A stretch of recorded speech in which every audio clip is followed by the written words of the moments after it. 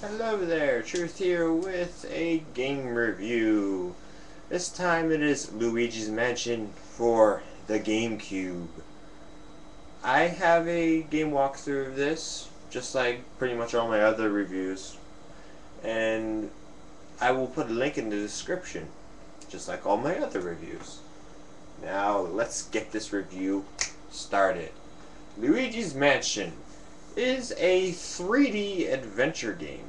You play as Luigi. Well, you'd expect that, wouldn't you, from looking at the cover? I wouldn't have guessed that I'd be playing as Luigi. Um, Luigi mysteriously wins a mansion from a contest he never entered. Hearing about this, his brother Mario decides to go to the mansion, only to be captured by Booze. That right there in the plot just don't make any sense to me whatsoever, because how many of us have like played like Super Mario World or Super Mario Brothers or whatever, and we have played as Mario and gone into how many ghost houses? What the hell makes these new ones different from the old ones? Anyways, well, Luigi meets up with a dude called Professor Egad, who is very weird, and every time he talks sounds like he's splashing like a water fountain, but that's just me. He invents a sweeper, yes, you heard me right, called Poltergeist 3000. You can use it to capture the boss ghosts, and you turn them back into portraits, because that's what they were originally. And you also use it to capture the Boo Gang. They're the ones that are caused all this chaos and havoc. And there are 50 Boos within the gang, so you need to capture them all. Each one you capture weakens the gang, and this contributes to the last boss fight. The graphics of this game were very good for the GameCube. Actually, rooms were detailed besides the furniture and stuff. The furniture, portraits, and everything like that were very much the same. You go into one room and you see the same damn portrait, and then you go into another and you see the same damn portrait. They are very obsessed with their damn family and portraits.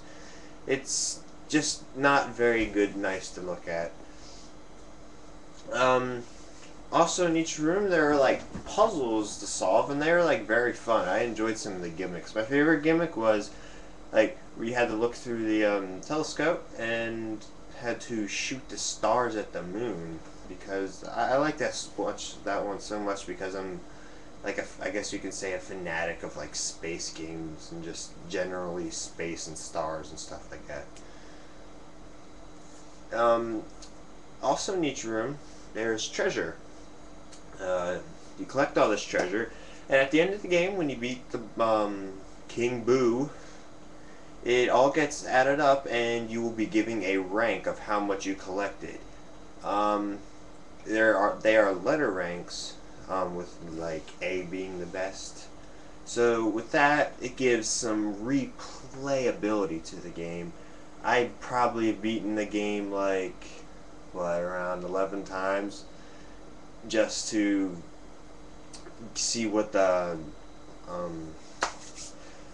level A rank mansion looks like. Or at the time I was stupid and didn't look it up online, but that's just me.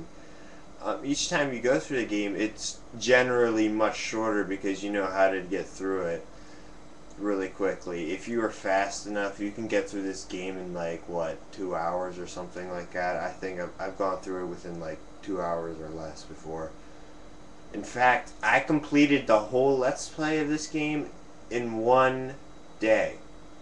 You heard me right, 1 day. The game is pretty short when you know what you're doing.